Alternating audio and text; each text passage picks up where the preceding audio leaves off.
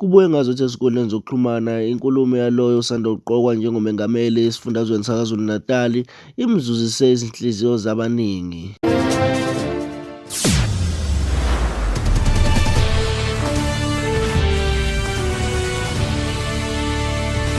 Mbuko lesilethu kuhle TV siyakubingelela mangabe uyaqala ungena ku-YouTube channel lethu ungakhohlwa ukuncofoza usubscribe ukuze sikwethulele zonke ezikuphuthile. Kanti sikuphathele zona zithi inkulumo yaloyo osanda kuqokwa njengomengameli omusha we-DA esifundazweni saKwaZulu-Natali njengoba kusondela ukhetho lukanyaka ozayo luka-2024 ibe isimfaka ntshiya ezinhliziyweni zabantu ngemveni kokuba ebe nengxoxo phakathi kwakhe nabezindaba ngokuphawula kwey'nxushunxushu ezibe khona ngokubekwa kwakhe kanjalo nokuphawula kwakhe ngendlela okwenziwa ngakho nesithembiso azenzayo. Mbuko lesilethu kuhle TV ithamelana ingxoxo yakhe nabezindaba. Kuqondeni ezinye zezinto esenzekayo-ke manje ezenzekayo kwi-social media selokhu umenyezelwe njenge-premier candidate kwiqembu le-Democratic Alliance. Ake sidlule ngoba ngiyacabanga ukuthi ezinye zazo uyazazi. Kuthiwa ngithenge umshini obiza imali cishe u7 million wamarandi, kodwa-ke kahle kahle kuthiwa lo mshini u1 million ngokwalo muntu lo okhuluma kwi-social media. Ngathi usuke wayibona izinto ey'kanjalo. Ukhona ngempela umshini engiyithengile ubiza kanjalo? Ukhona umshini osuwuthengile I think ubizwa nge-landfill site compactor. So lo mshini lo ugibela ngaphezu kwododi lapho ku-landfill. Lo mshini sawuthenga kwi-tender ebizwa nge-RT tender. So shuthi imishini imoto ezithengwa kuhulumeni omkhulu izwe lonke. Bona bane-system lapho ukwazi ukhetha khona imishini ungadluli amathenda amakhulu amaningi vele usebenzisa ama-discount lawa abavele watholile ibizwa nge-RT tender. I-RT tender shuthi-ke it's into enegotiate-iwe ku-national sithola ama-discount khona. Imishini eminingi sithenga kanjalo ngoba uma uthenga lapho uyakwazi ukuthola ama-discount. So laba bantu abanolwazi kakhulu kule mishini ngicela ukuthi bangithumelela i-information abanayo. If sithola ukuthi le contractor le isinike imishini ebizayo fanele sikhulume ku-National Treasury ngoba sithinge kubona. Okay, kahle kahle nuthenge ngamalini? I think it was 7.1 uma ngikhumbula kahle. But I can always give you the figure. It was 7. Yeah, no, kusho njani phela. So befuna ukuthola kuwena kahle ngoba lo oshoyo uthi bekumele kahle kahle nikhokhe mhlawumbe 1 million mhlawumbe noma ngaphezudlwana kwalokho. No, cha i-TLB phela ngithi ke uzocaca ukuthi inhloboni i-case ibhuli yini banteni ngithi izinto ehlukahlukene i-brand. So ngathenga i-TLB from like 1.1 to 1.7 angazi what John Deere ababiza ngayo I think izona izinto ezikakhulu. That's what you'll get for 1.2 1.6 kanjalo. I-refuse compactor shuthi ama-truck lawa alanda udoti emastradini yona ungayithenga between 2.1 and 2.6. So yeah, lezi zinto ngiyazazi ngoba yibini kufanele ngihlanganisa ama-budget womkhandlo and fanele ngiqinisekise ukuthi kungamosheki and sikwazi ukuthenga lezi zinto ezidingakalayo. But yeah, i-tender lesasebenzisa ibizwa nge-RT tender, i-tender yaka-national government ilapho esikwazi ukuthola ama-discount amaningi. So but if kukhona into umuntu ayibonayo ngicela ukuthi ayilethe i-evidence alethe ubufakazi khona sizokwazi ukuthi singqongqoze kulapho ugodongwane sithi cha nenkinga lapho ku-national.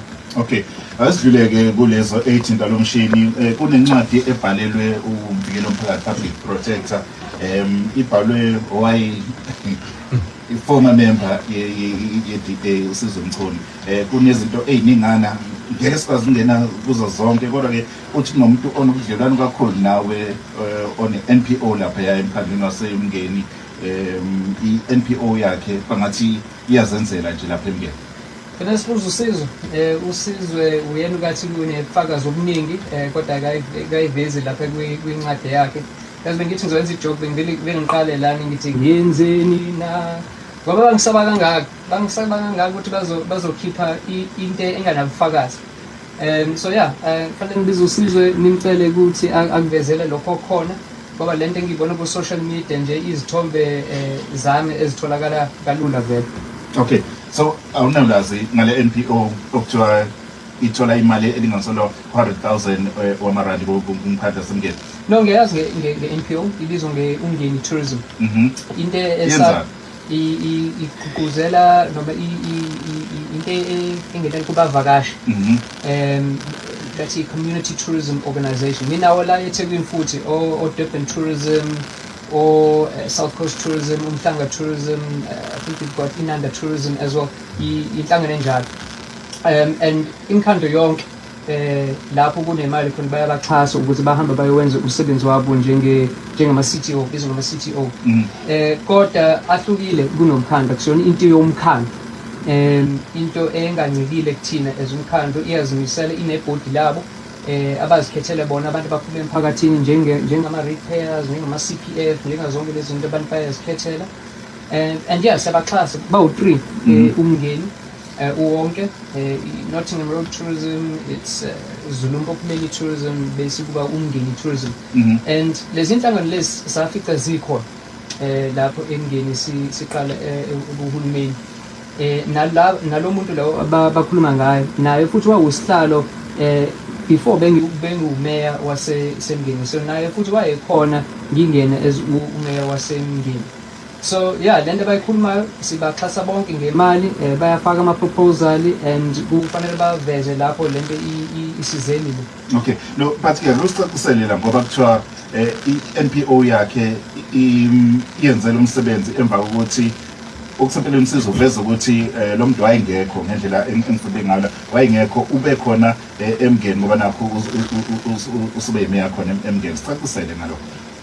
Phela mina ngaqala emngeni ngafika emngeni, phela ngithi bengihlala emngeni vele ngesikhathi somkhankaso bengibekiwe khona ezinhlangano ezumuntu ophatha ipolitiki yakhona, political head yakhona.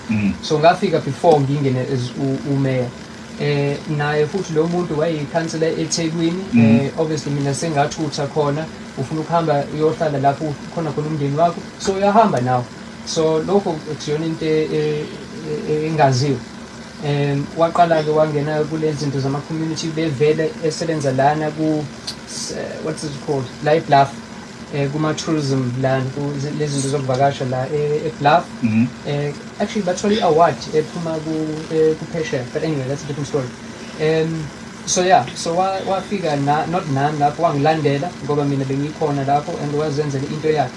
I think lapho umchunu ukhuluma ukuthi wafika ngoba befuna ukuzoyenza amabhizinisi. Nakhona kusiyona imfihlo, saqala ibhizinisi besitshala ama-veg, bayibiza ngani i-hydroponic.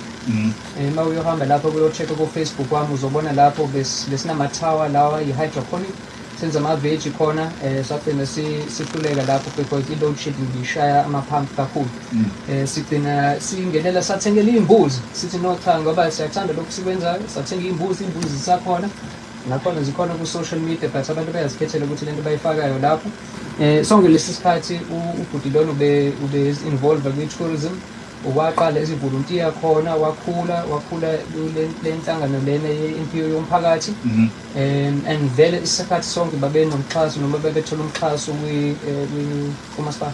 Okay, but akukho yini la kushayisana khona ekuthenini umuntu osondelene nawe i-NPO yakhe isinokusebenzisana nomasipala nokubuka kwakho? I think lapho ukuhlukanisa khona ukuthi lapho encwadini yakhe ubhale ukuthi unebhizinisi. Akazi ukuthi ibizwa ngani, GC something kanjalo, angazi ukuthi bayibiza ngani. Nakho-ke nje yabo umuntu uma efuna ukushaya kodwa kayenzanga i-research yakho, uma uyobona ukuthi leya business noma leya company yarejista nini, leya company yarejista ngo-August 2023, this year, August 2023, kodwa bayakhomba bathi no, ngathola noma wathola amathenda kusuku ku-2021. Kuqala wekho amathenda akhuluma nge-tourism noma ukuvakasha emngeni. Ungangena kwi-website yethu akho thenda ekhuluma ngokuvakasha. Kwesibili, le nkampani le bakhuluma ngayo ithole kanjani lamathenda angekho kodwa inkampani irejistwe ngo-August 2023.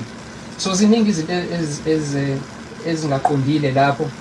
Ubese uzibuza-ke futhi ukuthi i-timing lento ukuthi iphuma manje kodwa laba abantu bathi no besinayo le information, lento yafika yadlula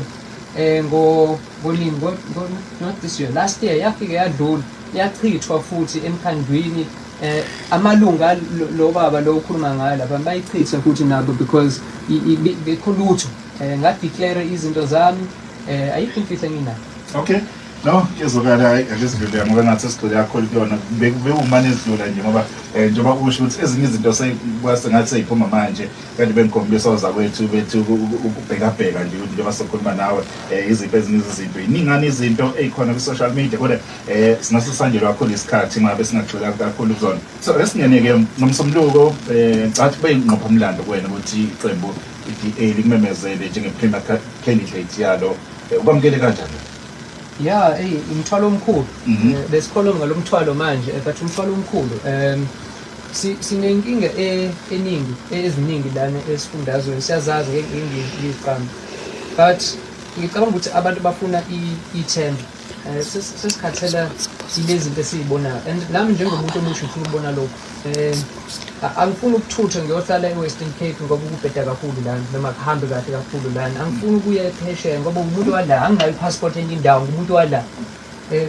Bengichazela noma khona umuntu babo besichazela ukuthi abanye abantu base-Afrika uma kunenkinga khona bayehla bafika la eSouth Africa. Thina masehla siyaphi siyolwana. Ayikho indawo sohamba so le ndawo yethu kufanele isebenze.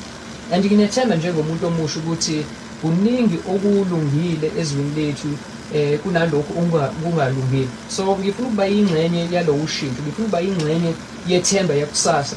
But angeke siphumelele lapho uma siqhubeke senza izinto ngendlela ezifanele. So ngiyajabula ukuba ukuthi inhlangano ingikhethile uphathe lo mthwalo and kufanele kuba nesibindi. Kufanele kuba nesibindi nabantu abavotayo nabo futhi kufanele banesibindi. Bazokwenza konke nje kusemandleni abo ukuthi bagcolise igama lakho noma elami bakusabise lezi zinto siyazazi but ithemba ilona elifanele liphumelele egcineni. Okay, awusifanele nje izinto ey'ntathu ongafisa ukuyibona ziguquka noma eseqhulwini kwena ubona ukuthi ayihambi kahle. So asikhuluma ngelento ebaluleke kakhulu amathuba omsebenzi. Umuntu ngeke abanaso isithunzi empilweni yakhe uma engakwazi ukulethela abantwana bakhe ukudla noma azakhele umuzi or ayenze lokho afuna ukukwenza empilweni yakhe. So iyona into ebaluleke kakhulu nazo zonke uma sikhuluma ngento enkulu. Kodwa zikhona futhi ezinye izinto uma sizibona ukuthi kufanele singenele kuzona ezohulumeni besifundazwe. Indawo eziningi azinamanzi. Bengenza umzekelo ukuthi amadamu agcwele. Lapho ngiqhamuka khona emndeni. Sine-Midmar Dam, sine-Albert Falls, ne-Spring Grove, maningi amadamu. Nomfula obizwa umngeni, sinomngeni water. Kodwa iy'ndaweni zasempophomeni, iy'ndaweni zakwaHaza namaphethelo zihlezi zithola amanzi ngamaVatrikani. And ungangena nakwaZulu, ungena nakumatuba zonke lezi ndawo South Coast amanzi awekho. So sicabanga ukuthi kuba ne-load shedding inkinga. Makuphela amanzi kuzoba inkinga enkulu. Bekune-report ephuma kwi-Human South African Human Rights Commission. Yona ngoshaya. Yaphuma kuyona and uma uyifunda cha sinenkinga enkulu. So water but ikakhulukazi ama-basic service. Amadolobha ethu amancane ayawo. So uma singakwazi ukwavusa singathola ukuthi umnotho wethu nawo futhi ngeke uvuke. Abantu abaningi bafika endaweni njengaseThekwini, eMaritzburg, eMhlathuze, amadolobha lawo makhulu kodwa nawo futhi ayohluleka ukuletha intuthuko ngendlela and ngiyabona ukuthi kukhulu ukwenza lokho. Kodwa lokho kuyakwenza ngoba amadolobha lawo amancane ayawo. Angeke utshale imali empofana noma emsinga noma endaweni enjalo unganamanzi unagesi umgwaqo uhambeki udoda ulande ungavusa kanjani ibhizinisi lakho. So amadolobha amancane efanele akhule ikakhulukazi lawa asemakhaya. Mhlambe kokugcina-ke ilezi zinto ezinkulu eziphathwa uhulumeni wesifundazwe, education, imfundo nezempilo, i-health. Asikwazi ukuba nezwe eligulayo.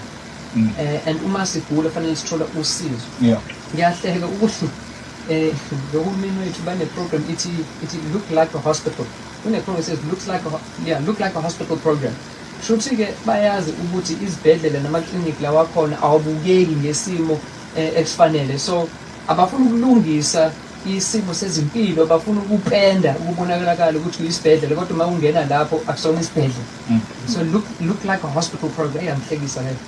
bese-ke nezimfundo izikolo zethu sisanda kuphuma kwesikhathi manje lapho bahluleka ukunika abantwana ukudla. Thina sangenela ezohulumeni wamakhaya sazama lapho sazama khona, but awunanhliziyo uma uzodlala ipolitiki nama-contract namathende ukuze abantwana bangadli. Umuntu onjani uma wenza kanjalo? But